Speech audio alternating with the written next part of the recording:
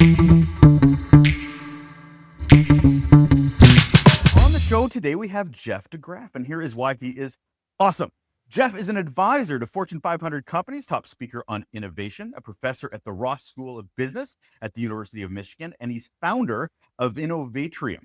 His thoughts on innovation are covered by Inc., Fortune, Psychology Today, lots of others. He's written several books, including Leading Innovation and Innovation U, and he's written a couple recently with his partner Stanny, his DeGraff, which includes The Innovation Code, The Creative Power of Constructive Conflict, and The Art of Change, Transforming Paradoxes into Breakthroughs. And their latest, like I said, the man writes, the latest is The Creative Mindset, Mastering the 6 Skills That Empower Innovation. And he's here. Hello, Jeff. Russell, thanks for having me on. Thrilled to have you here. I love the Michigan represent hat there for you there, sir. Nicely played. We're getting into adaptability to opportunity, which is how do we prepare? Well, you know what? I'm going to get you to define it. We're not there yet. But before we kick all this off, I have to ask you the question I ask all my guests, Jeff, which is, what, sir, is your best or worst employee experience? Well, I want to give you both, if you will. So the best, I was asked about a number of years ago to help save a venerable English institution, Reuters, the big news organization. And what we did was we worked with a bunch of employees at Reuters to come up with an experience that was really remarkable. And so we rented an old lorry warehouse, a truck warehouse, brought everybody in from the organization, the key people, if you will. So it's like 100 people. And we said, we have to rebuild this thing. And a lot of people, I think, came intending to quit. It was very kind of interesting because it was really a perilous situation. And at the end of all of this very participative, seemed like chaos. How are we going to rebuild this thing? The employees, not only the 2 or 3 employees that told me they were going to quit, not only didn't quit, the employees decided to buy an enormous amount of Reuters stock, and it became the beginning of the transformation. And the postscript is kind of interesting because Reuters eventually became acquired by Thomson, the Canadian company. And ironically, they took the CEO of the acquired company, Reuters, and made him the CEO of both Thomson and Reuters, thus saving Reuters. The people who were in Reuters decided how they were going to make the change happen. It was very empowering. It was a very good moment in time. Now, the other side, I was brought in by a group of people for a healthcare organization, which I will not name. And it became sort of the opposite. It became kind of arguments, negligence, and the entire sort of bringing everybody together just turned out to be chaos. And a lot of finger pointing. And so sort of the key is when you bring a lot of people together, how do you get them synced up? How do you get them around a shared vision? And in the second case, I brought a group in, and the person who was kind of in charge of this was a real negative Nelly, if you will. And so it wasn't, we're going towards something. It was all the things that were wrong with the world. So that was my best day, if you will. And my worst day, there's probably hundreds others because I don't do so much work in this space that kind of fall into both categories. So from those lessons learned, even though you don't do that work anymore, how did either of those change your approach to organizations like that? Because you went in there where one culture was obviously pretty healthy, pretty supportive, and the other one not so much. Did it affect how you approach those relationships moving forward?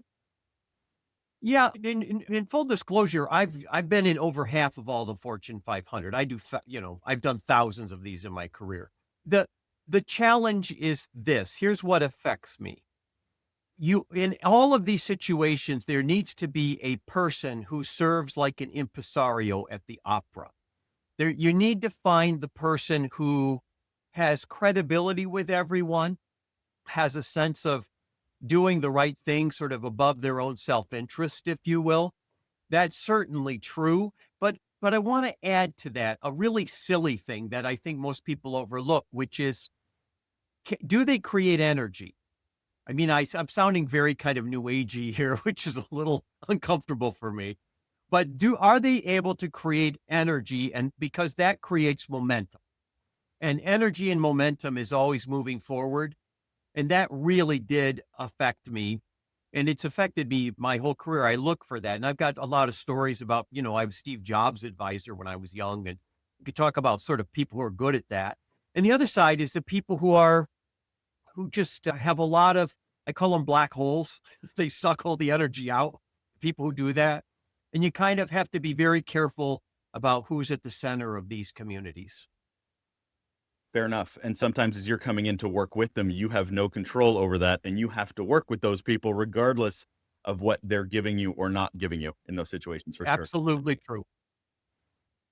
Adaptability seems like one of those positive attributes that organizations, and I guess, there could be a negative side to adaptability too. But before I go down that rabbit hole, I'm kind of curious to your way of thinking, Jeff. How do you define adaptability? Because we're going to go down the conversation of adapting to opportunity. Yeah. How would you even define the phrase? Yeah. I would say it's a funny thing. I would say there's a high tolerance of ambiguity, incongruity, and paradox. And what that means is in a world where you know that X marks the spot, that's basically project management. And I come from my doctorate's in what we would now call artificial intelligence. And artificial intelligence is going to take all those jobs like that. And it already is. So look at what's happened with the software industry. Anybody's a programmer, a packet switcher, network person, those, they're hemorrhaging these jobs because X marks the spot can be done better by a machine. So the notion of adaptive thinking is what I'm really talking about, is how do I think through an ambiguous situation? So let me give my favorite example. Innovation is what we call in business school, this is a business school term, is a convex form of value. And what it means is it pays in the future.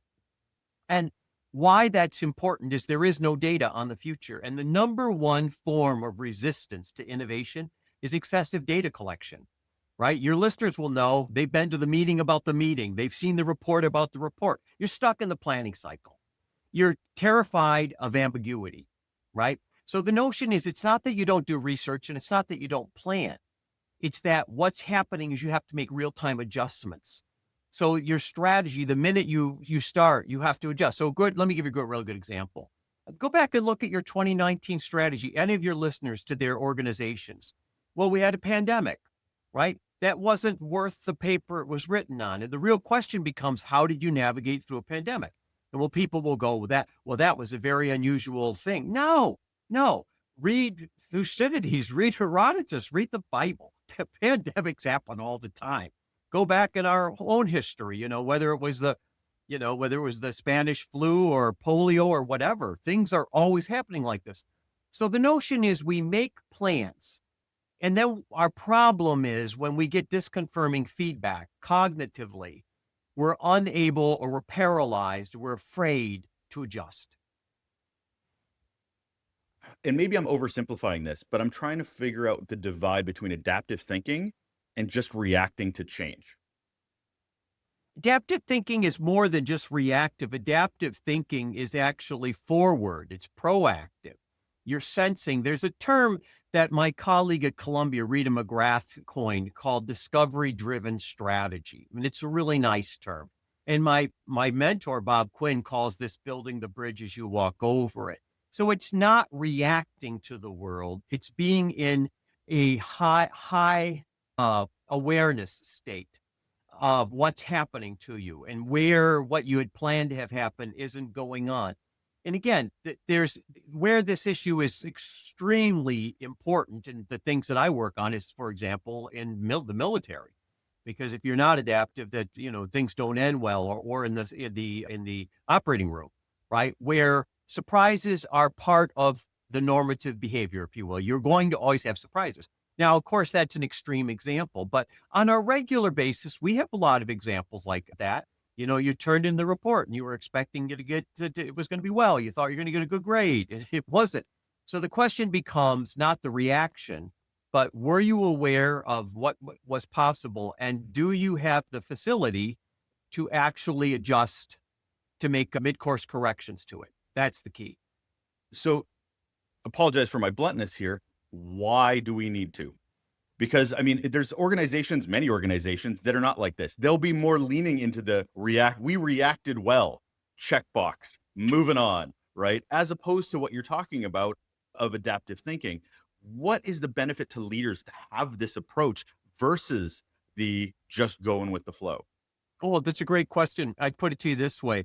If the world turns out to be the way you planned it to be, what's called good continuation, then your innovations are incremental and anybody can do them and any fool will, right? The notion is the more variant your anticipatory maneuvers, the more variant your responses are, the more likely, the more valuable, or the more innovative your organization is going to be. And in a world where the speed and magnitude of change is greatly increased, right? All of our old theories, Schumpeter's scale and all the stuff that we learned in business school, those things are getting thrown out the door because of inflection points. And it's almost become banal when people talk about this is the greatest period of change. Well, today is always the greatest period of change.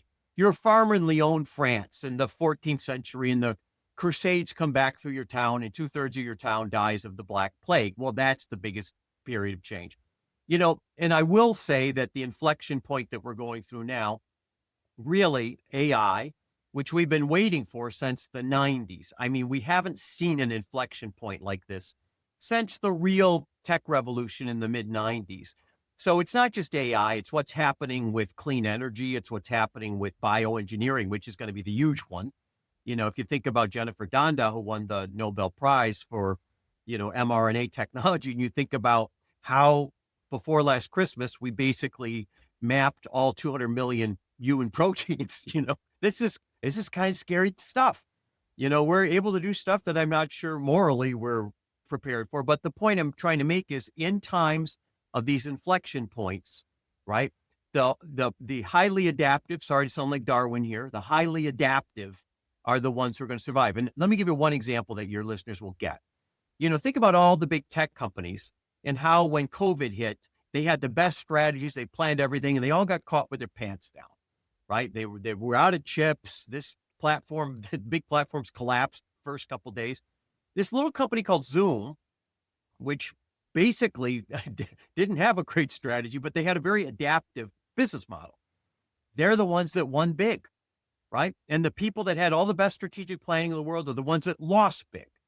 And that's a perfect example of where we're at.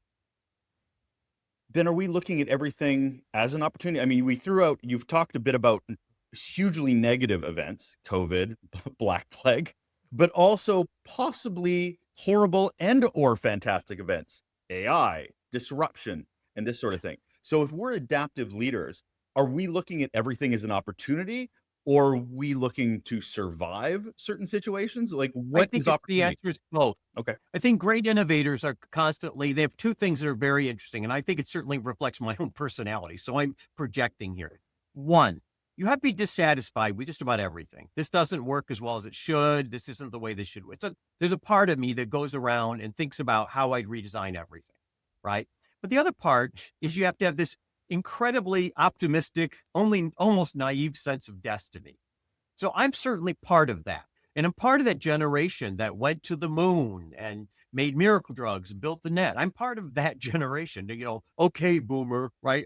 But that was part of what we did, right? And you can see both aspects in the extreme in my generation. You see the sense that, technology will solve all of our problems, and the other sense, the reactionary sense that the world's going to end tomorrow. But to me, a great example of this would be, AI is leading to, where people are just cutting and pasting, but it will also lead to, the ability for nuclear power actually to be responsible nuclear power because it needs to support AI, but it will also create a lot of clean energy, right? And that will lead to what? That will lead to, all kinds of people in the world who disempowered or maybe underutilized will have opportunities that they don't have today. So this is sometimes referred to as the axe maker's dilemma, right? And what it means is the axe can be used to do something really wonderful, farming, build a house, but it can also be used for negative things. And that's unfortunately the human condition. The more we innovate, the better things get, but also the other things happen as well. Do we maybe have to shift our thinking around what failure means then? Yes. And there's two parts to this, and I have an axe to grind here. I like your segue there's from a- axe to axe, but yes, go. yeah, there's a lot of stuff written about, you know, you have to fail and everybody has to fail and all that. And I'm a champion wrestler. Got through college super fat. I mean, I want to win, right? So I hate failing. I hate it. So when people talk about failure is okay and it's all, I'm like, if failure is okay and you like to fail, then maybe you're a failure, right? But I think there's a second part to this, which is failure is part of it. All right. So I'm saying, yes, failure is absolutely part of everything we need to do. But I'm also saying you don't need to like it, right? I think there's this sense of destiny that we have to have so that when you're failing, it's kind of like when you're at the gym and that you didn't weigh out at the right number and you couldn't quite bench press what you thought, right? So there's a part of that I'm not asking your listeners to think that's great, but there's another part saying that's part of the journey. And so when you go to the locker room and you sort of deal with this, you got to go, I got to come back tomorrow. I'm going to do better tomorrow. That wonderful sense of optimism that you need in order to be successful at this. We're talking a lot about how internally we may have to rethink everything that we were raised, led, managed, trained. But there's this, and you talked on it, there's this need to resist things because we like to stay in our comfort. We like to stay with habit. So how can we adapt when our own mindset is basically going, I don't like change. There's already been too much change. And now you want them to completely change how they do everything. Now, I would like to start by admitting that I am a terrible hypocrite, as a lot of innovation people are. So I like to drive the same car I've driven since the early 2000s. I like to sit in the same seats at the stadium. I have a lot of non-change behaviors and can become extremely passive aggressive when people try and push me out of things like that. So I would say, in one sense, you have to have one foot on something that's stable, right? Because we're human beings. But the other part of this, I would say, is notice when people really change. Right? They don't really change when things are okay. They only really change twice. So think of it like a bell curve, right? They change within a crisis because the risk of trying something radical and the reward of staying where they're at is reversed. You're going through a divorce. You lose the job, you lose the house, somebody close to you passes away, you have a health issue. Well, why do people change when those things happen? Well, because risk and reward is reversed. It's the same reason that the first $1 trillion company, Apple, was trading below $5 a share in 1997. When you're almost dead, you take the safety off, right? I don't know how else to put it. The same is true when you're on a roll. We call this risk capital. When you're on a roll, the risk of trying something radical and the reward of staying where you're at is reversed. So, your company's, just got a huge contract. You just graduated. You're in love. Now, here's what your listeners need to understand. It's not the 80-20 rule. It's the 20-80 rule. It's easier to change 20% of your life 80% than it is to change 80% of your life 20%. Let me repeat that. It's easier to change 20% of your life 80% than it is to change 80% of your life 20%. We have it backwards. And the issue is those areas of crisis or opportunity is where people change. So I'm coming back to, I don't like to change, right? But I find those places in my life where changing is appropriate, and I work from the outside in. And I think that's when we look at people, whether they're losing weight or getting the better job or getting through school, that's kind of how they do it. So the whole idea of going big or going home, I love the fact that most of those smart Alecs have gone home. That is not the way to do this.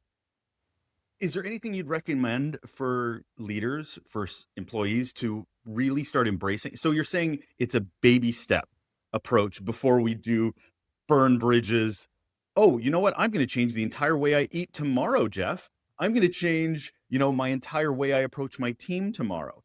Is it just getting comfortable with just minutia change? Is that before the big stuff comes? I think I'm going to put it a little bit differently. Okay. If you think about how a venture capitalist who actually knows what they're doing, because half of them are completely clueless, and that's why they go away so quickly. Business school professors are allowed to say that.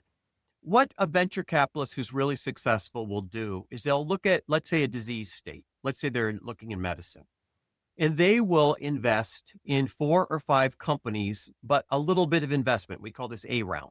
I want you to think, your listeners, to think of it like their life, where they're giving very little money or very little time to an experiment, but the experiment is quite radical. The experiment is quite different. So this is what we call hedging or differentiating.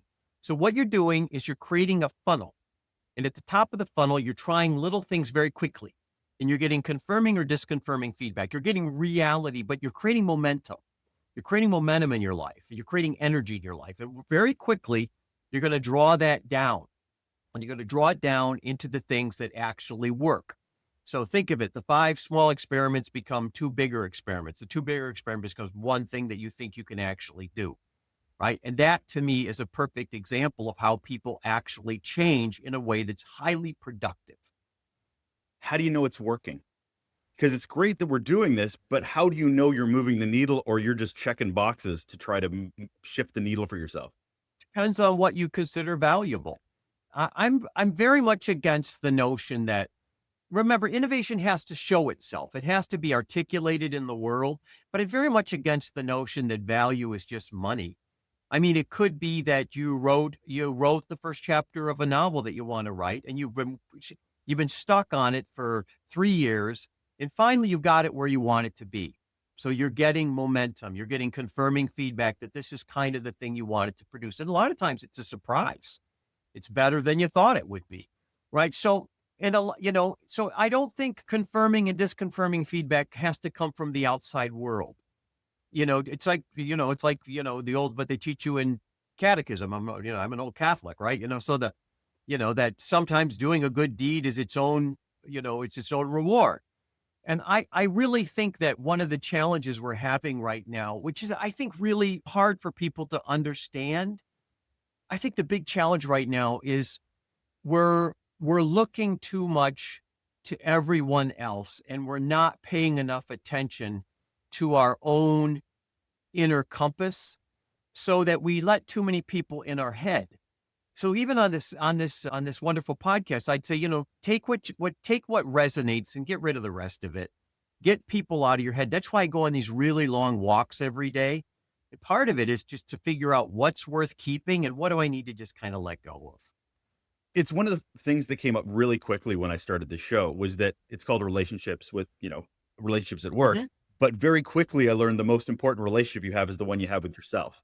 The one, Yeah. that inner monologue, that inner conversation, that time you need to spend on your own, because you're not good to anybody else, and you're not making those strong decisions until you're right with you.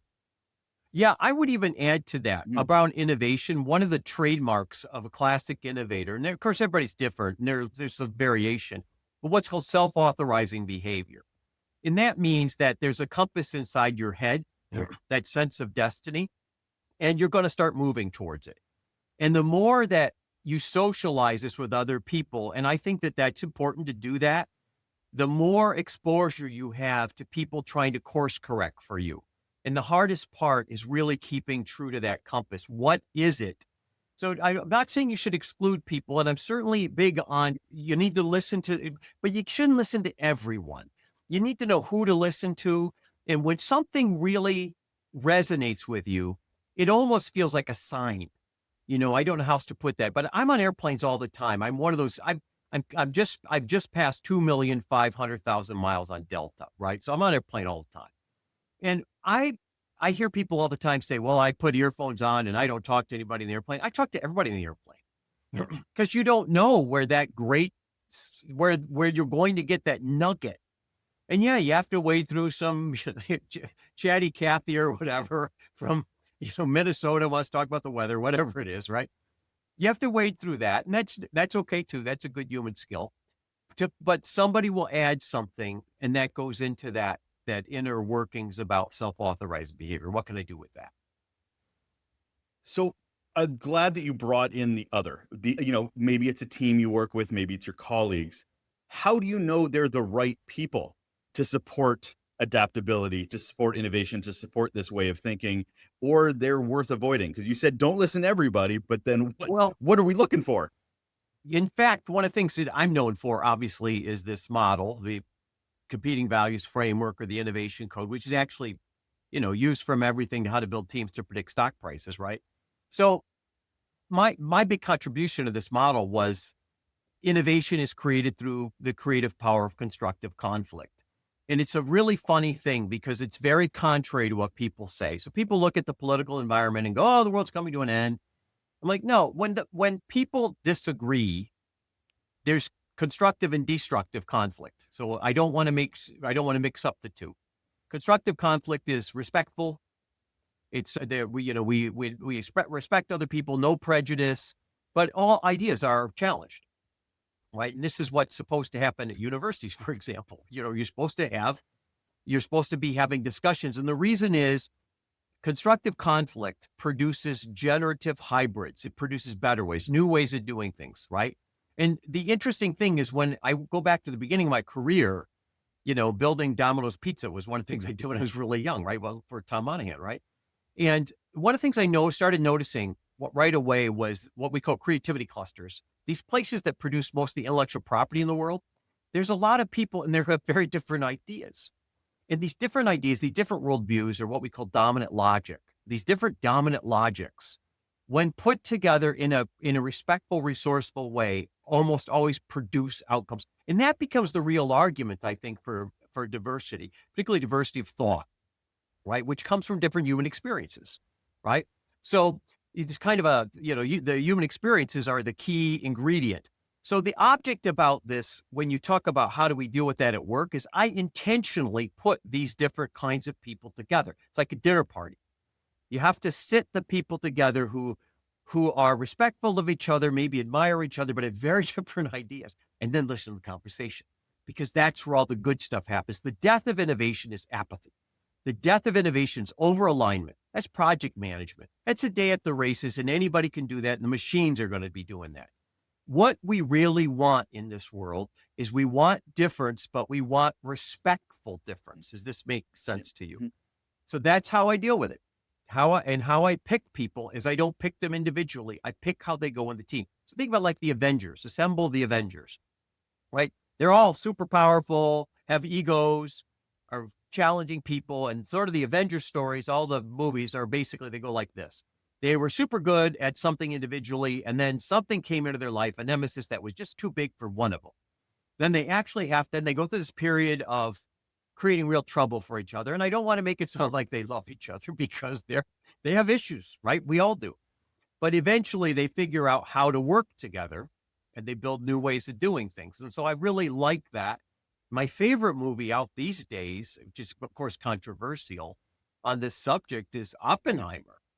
And if you look at the whole history of the project, dealing with the groups he had to deal with, you're getting a pretty good look at how it really looks. So your listeners, if they go watch Oppenheimer, you're getting a pretty good look of how you put these teams together, what they're really like, but what they're capable of producing. Now, of course, in that case, that's not something we want people to be producing, but it's a good case study.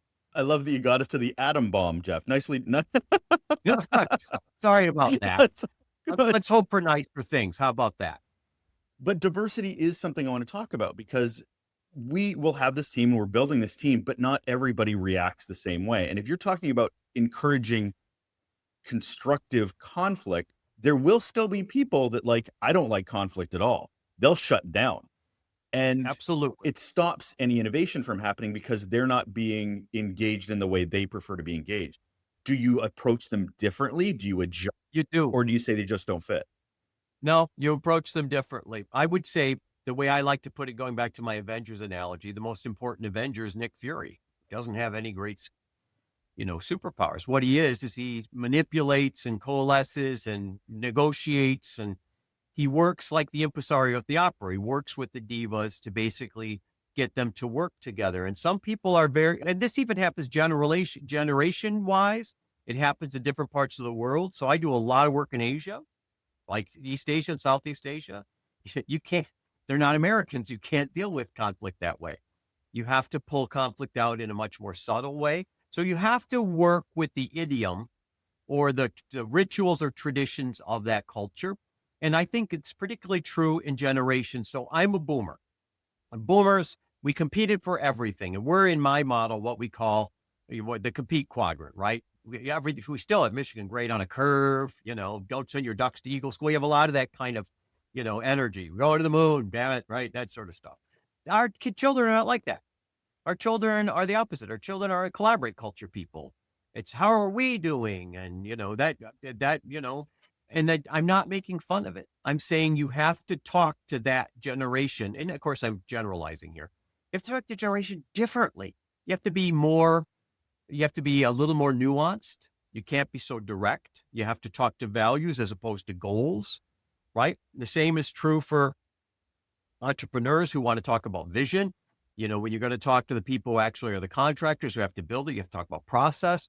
And again, in my work, I go into the details of this, but the key is exactly what you're saying. And that comes back to where we started this conversation. Your role as a leader is like being a game show host, right? You have to keep track of the game and you have to keep track of the score, but your real job is to be working with the contestants so that they're engaged. They're all going to be different, so that they're creating energy, right? And that no one is kind of on their heels, right? That's the hard part. And if you think about being a parent, I have 3 kids. You don't raise your 3 kids the same way. They're all going to be different. And so each one kind of gets a variation of your parenting skills. It lends to something that drives me nuts, which is when you'll see this online a lot. Like, what's your leadership style? And I'm like, if you have one leadership style, you're a horrible leader. You have to adapt based on who you're working with, who you engage with. Sometimes it's very domineering. Other times it's very collaborative. Other times it's very passive. But if you don't have all those, I'm going to put a slight adjustment on that thing. I think leadership styles are like being right-handed or left-handed. And you can always tell what somebody really is by what they do when they're under stress, right? So, my leadership style under stress is very much that kind of invent your way out of it. But here's the point that I think is important. Some people have a lot of range. I don't. So what I do is I have a ensemble around me. I know who to go to. So I'll give you a great example.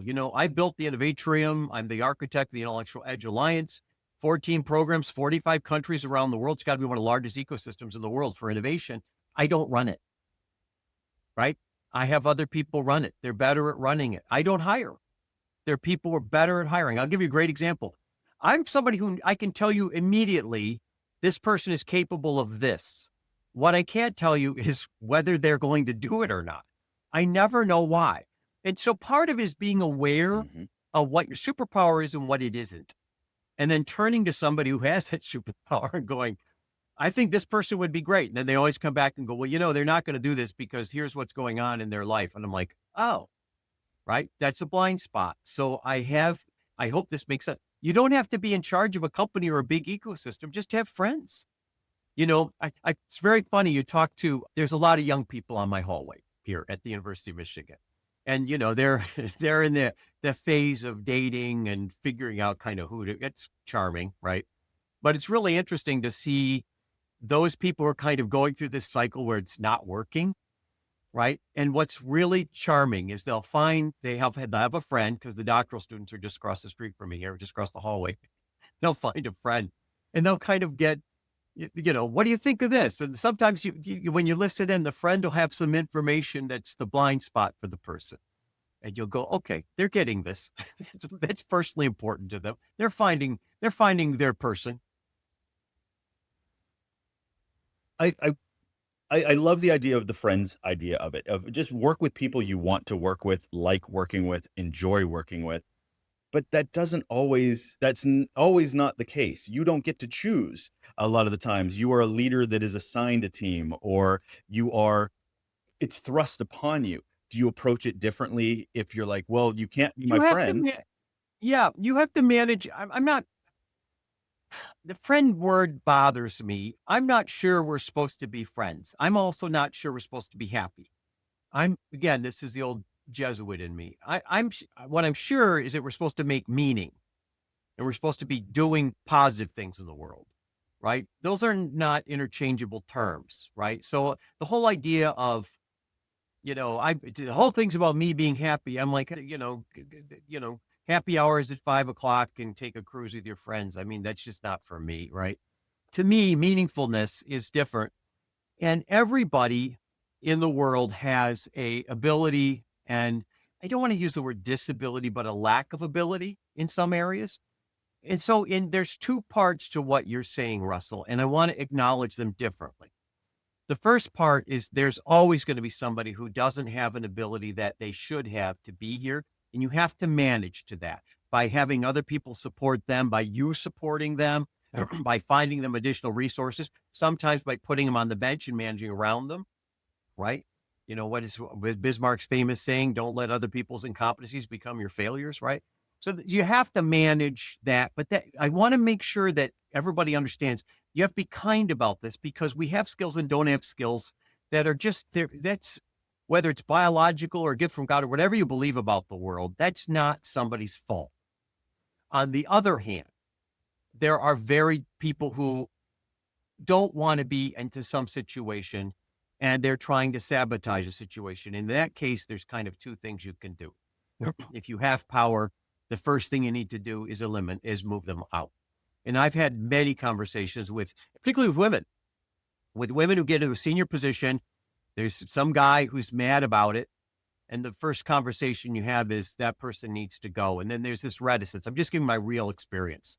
It's not for everybody, but I've had this I've been doing this for 40 years and saying you need to get rid of this person because they're going to do everything in their power to subvert you here. And so if you have power, it's just better.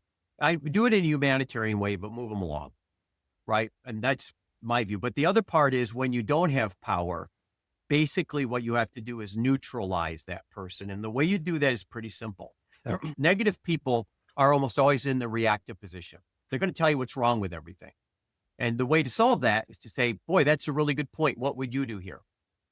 And when they actually come out, now they're exposed to a reactive position. Now you can attack, right? And so the notion is pretty quickly, you try and neutralize that person. Now remember, this is not for people who are genuinely involved. They're really trying. These are people who are trying to stop the group.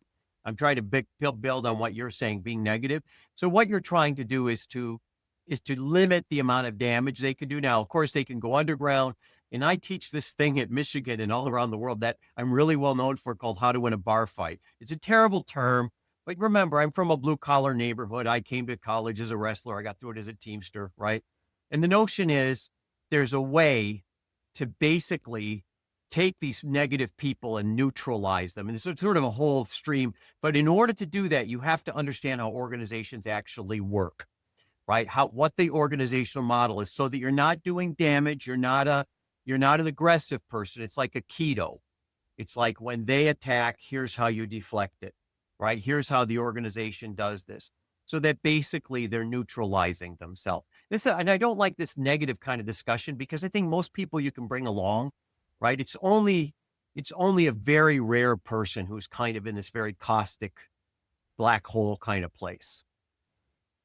Bringing in the larger culture into it, bringing in the larger mission, vision, and all that. What is corporate culture's role when it comes to adaptability, when it comes to creating an environment? I'm going to say something that's very controversial, particularly being where I'm at the University of Michigan, which is famous for this. I don't believe in culture the way people talk about it. Culture isn't a thing. It's an attribute of things like beauty or quality, right? So when we talk about culture, it doesn't exist as a thing. Culture exists in two ways that are profound. Culture exists in how leaders lead, and culture exists in how we work.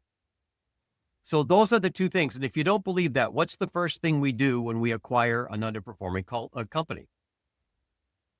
You slot out the leaders, because that's where the culture is emanating from. And if you've got a high performing company, you golden handcuffs, you try and hang on to that person for a while, right? So culture is really an aspect of leadership.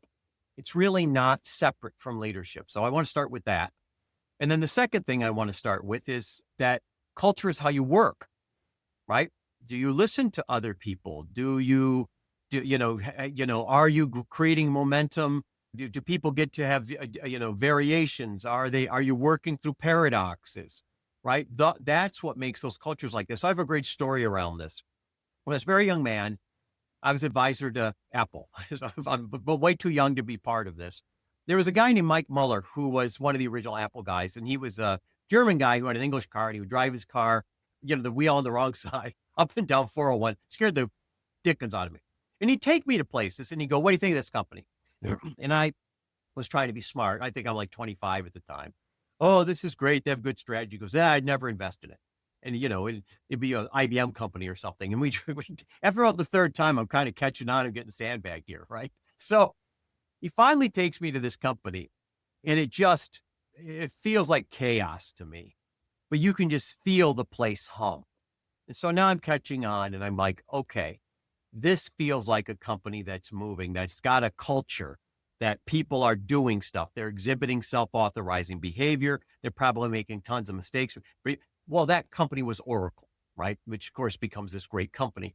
But the point that he understood that I didn't understand as a young man was when you see that kind of work, right? We're putting this name culture on it, but it could work in a million different ways. It doesn't have to be, crazy entrepreneurial culture. That, to me, how you work tells me everything about what the culture is. And one of the things I learned building Domino's Pizza was, you watch some kid who was 16 years old in a hot day in Washington, run up the road, and you'd go, that's culture, right? For some reason, that young person thinks that it's important to get this pizza to somebody in 30 minutes, right? So I hope I'm making sense about this. So when people do these big culture change programs, there's very little evidence that these things work, right? The way culture change really works is you change the leaders, right? Or you change how the leaders lead, which of course, a lot of times is really the key, and you change how it works. Now, the one thing I will say that really supports where you're going with this, Russell, is this. When we start looking at dynastic organizations that have scale and are sustainable, there's three things that they have, and it's not technology.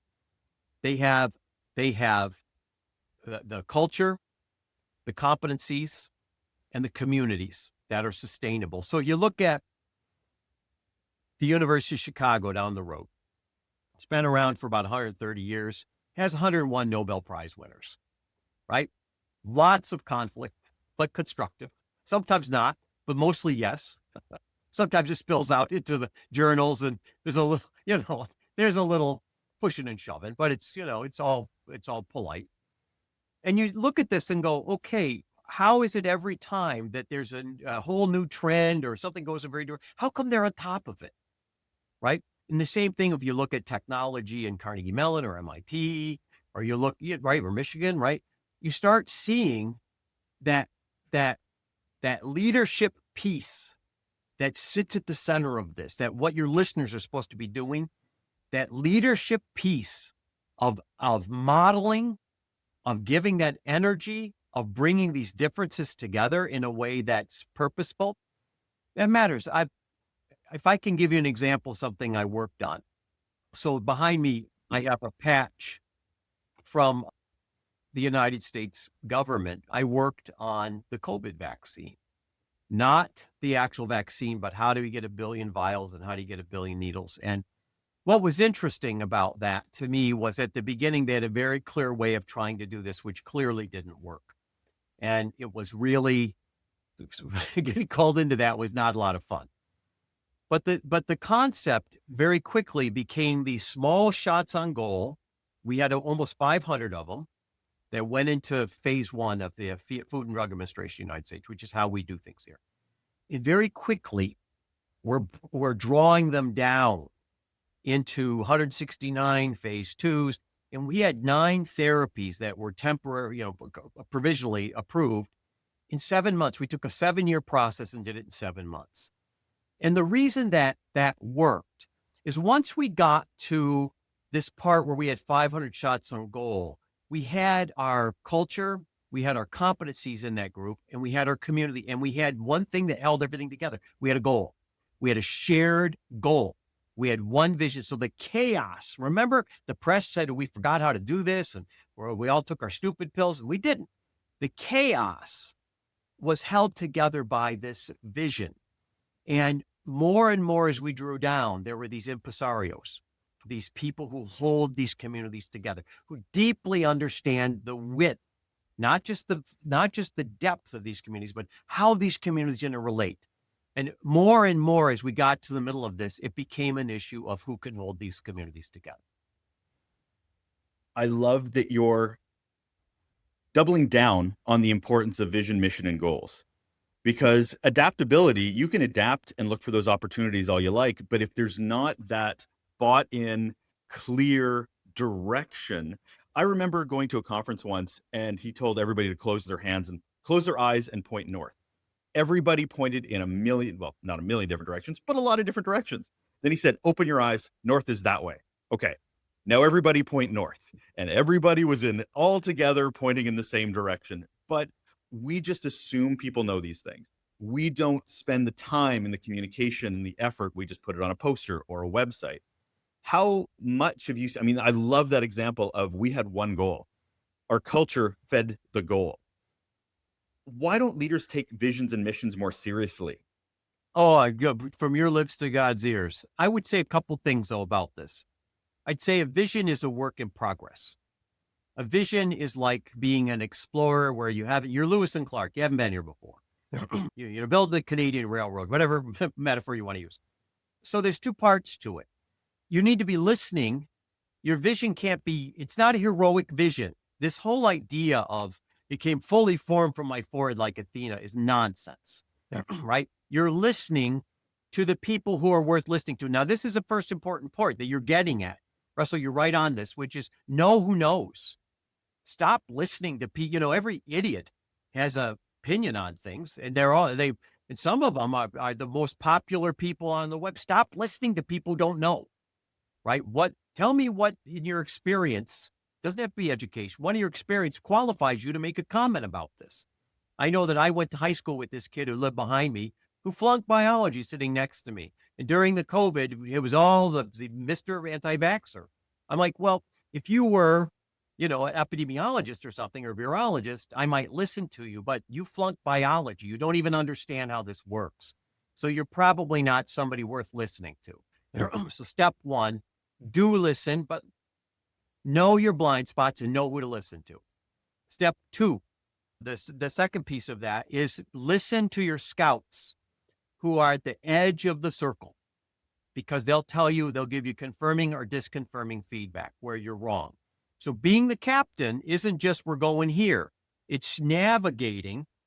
And incidentally, some of the best captains, and I'm using the pronoun him or some of the best captains I've ever met are women. So just remember, this is not everybody is capable of doing this. Everybody in the whole world. And I have experiences with all of that. So that becomes key, right? That whole navigation piece. So if I'm listening to this, wrapping it up, we're almost out of time. I can't believe that. So we have someone listening going, okay, I want to be more adaptable so I can find those opportunities, so I can go down that path. What are they starting to do, Jeff? Like, what is the first thing they're doing tomorrow to sort of lead down the path of being intentionally adaptable for those opportunities? Yeah, three things right off the bat. The past is the past. It's all going forward right now, right? That's key. Make paradox your practice. The concept that I think is so important is that paradoxes and ambiguity and incongruity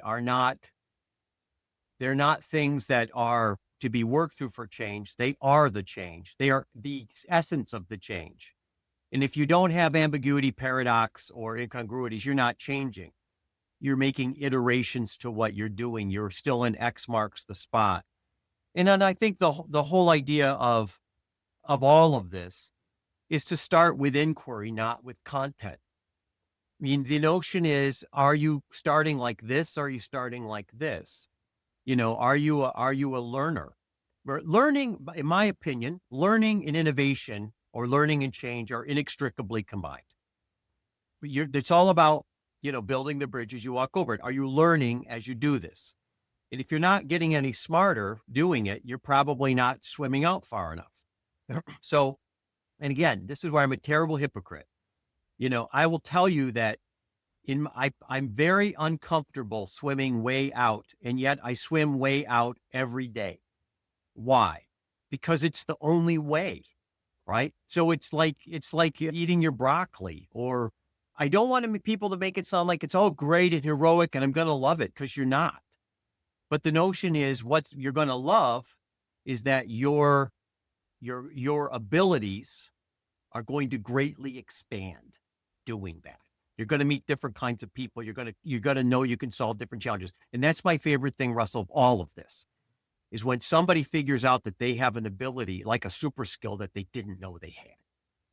I'm like, it was there the whole time. That is Jeff DeGraff. He is a advisor for Fortune 500 companies, top speaker on innovation, professor as he's sitting right now at the Ross School of Business at the University of Michigan. And he's the founder of Innovatrium, which creates sustainable innovation ecosystem for large organizations. And he's a prolific writer, but his latest book he co-authored called The Creative Mindset, Mastering the 6 Skills That Empower Innovation. Thank you so much for being here, Jeff. Thanks for having me on, Russell. I appreciate it.